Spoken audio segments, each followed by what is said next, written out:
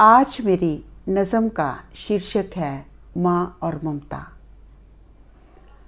ऊपर वाले ने जब ज़मीन और आसमान बनाया तो वो अपनी इस खूबसूरत रचना को देखकर अति प्रसन्न हुआ। पर जब उसने देखा कि इन दोनों में एक लंबी दूरी है तो बहुत मायूस हो गया, क्योंकि उसके लिए रोज़ रोज़ इतनी बड़ी दुनिया का हाल चाल जानना और अपने हाथों से दुखी मानवता की सेवा करना बहुत कठिन था। पर वो तो खुदा था, कैसे रहता कोई उसका काम अधूरा। सोच समझकर आखिर उसने कर दिया इसको पूरा। धरती पर उतारने को उसने फरिश्ता एक बनाया। इस दुनिया में आकर वो फरिश्ता माँ कहलाया। दुनिया में उसने अतुलनीय शक्ति का एक बिगुल बजाया।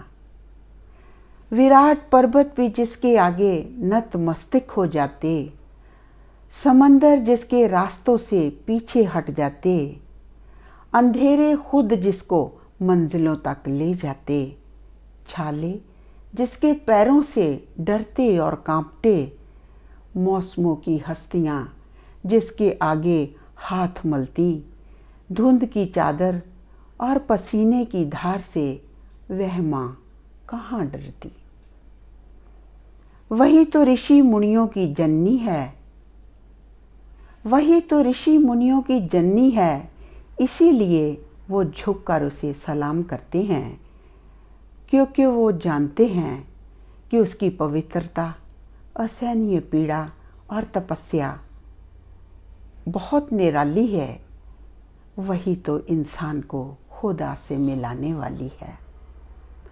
कलम भी उसके आगे हार मानती, क्योंकि उसकी महान कुर्बानियों को अल्फाजों में समेटना असंभव है। वो इस सत्या को बलि बानती जानती। फिर उसी फरिश्ते की कोख की धज्जियाँ उड़ा और उसकी तपस्या को रौंद कर इंसान अपने मैले हाथों से उसके पवित्र दामन को दागदार क्यों करता है। कलंकित होकर वह नरक का भागीदार क्यों बनता है। सदियों से यही सवाल इंसानियत को शर्मिंदा करता है और शायद इसी कारण धरती पर उसका कहर बरसता है। उसकी ज़िंदगी के नेटवर्क की सभी तारें उसकी औलाद के साथ जुड़ी रहती हैं। उनकी एक मुस्कान उसके गहरे गहरे ज़ख्मों को भरने का काम करती है। वो उनकी तमाम कामयाबियों में अपने जीवन की खोई हुई मंजिलें ढूंढने की कोशिश करती है और उनके साथ साए की तरह रहना अपना धर्म समझती है। अपनी दुआओं को बच्चों के साथ सदा रहने की फरियादें करती है। आंधी हो कि तूफान, इंसान हो या खुद भगवान, सभी से टकरा जाती है।